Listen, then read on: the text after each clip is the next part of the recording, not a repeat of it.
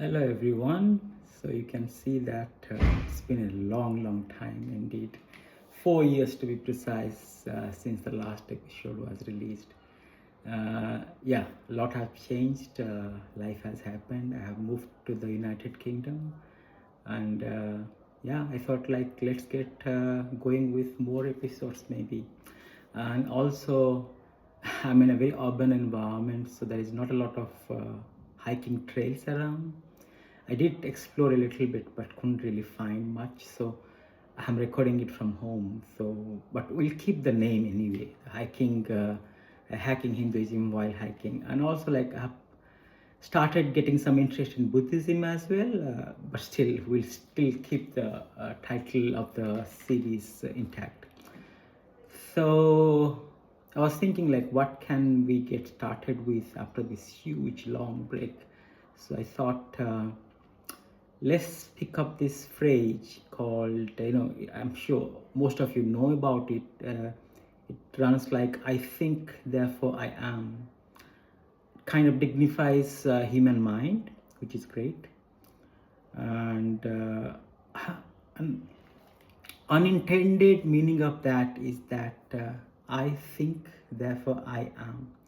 So that that I-ness, that feeling that I am something separate, that has been criticized, or that has been taken as the source of misery and suffering in both Hinduism and Buddhism.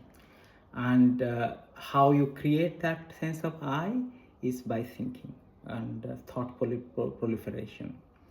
And thought gives rise to I, which is an apparent thing, which is not a real thing, because independent existence of I is not there, because so many things have come together to create this sense of I. And I will quickly quote this verse from Patanjali's Yoga Sutra, in which it goes like sutras, as we have discussed a little bit, and in fact we have discussed this one particularly a couple of episodes back. It goes, and sorry, sutras are like formulas, so they are not like verses, so they are very pithy, to the point. So this one goes like avidya, asmita, ragadvesa, avinivesa, iti klesha. So it gives the sequence of the arising of klesa. Klesa means suffering or sorrow in life. It starts with avidya. Avidya means ignorance, and ignorance gives rise to us thinking. Avidya, asmita. Asmita means I-ness. So there is no actual I, there is no independent I, and it's exactly same thing has also been established and talked about in Buddhism. So Buddhism talks about this thing called anatta. Anatta means atta means atma, or like I-ness. Anatta means there is no independent I-ness that exists. Everything is coexistent. Every action is interdependent. Everything is interdependent. There is no independent thing that's possible. And then, of course, Patanjali goes on to like, yeah. Now, there is a beautiful story from Buddhism, kind of semi-historical. We don't know exactly whether it really happened. So at one point, I don't know if you know, but then this fun fact here. The first statues of Buddha were built many hundred years after the demise of the Buddha. And they were actually built by the Greco-Indian emperors from the uh, northwestern frontiers of India, which is now Afghanistan and parts of Iran and things like that. So there were, during the expansion of Alexander, a couple of his commanders decided to stay there and then start their own dynasties and things like that. And they were often referred to as the Greco-Indian kings. And they soon, at least some of them, soon adopted Buddhism.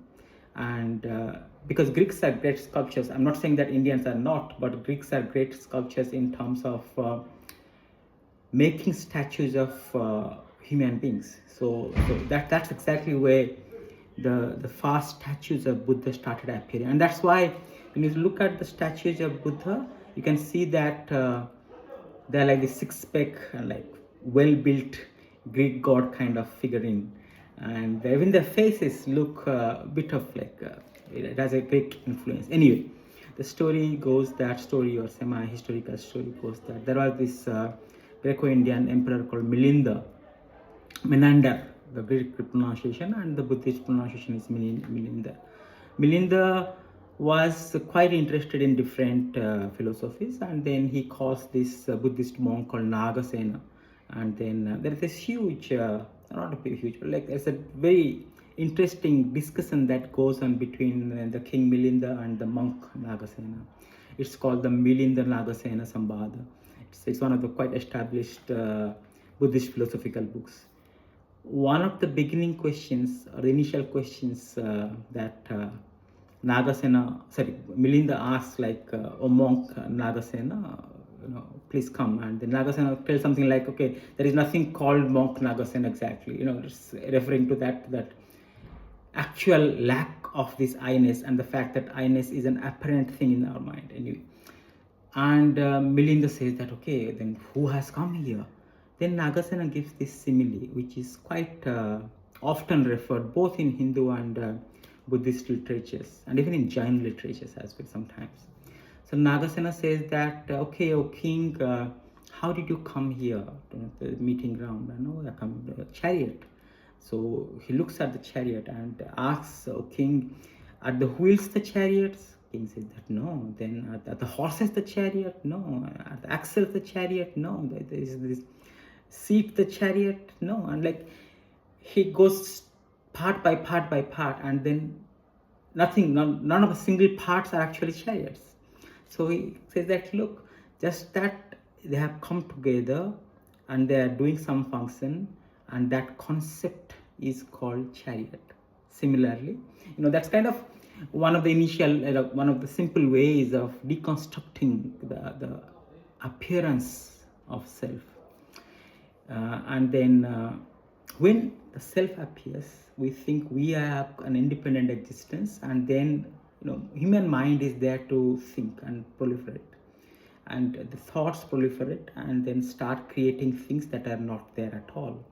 And like Oscar Wilde has told something like, I have gone through many debacles and some of them were real, which is very funny way of saying that a lot of things, a lot of suffering that we go through are from the mind and the thoughts, and they are not really existing out there.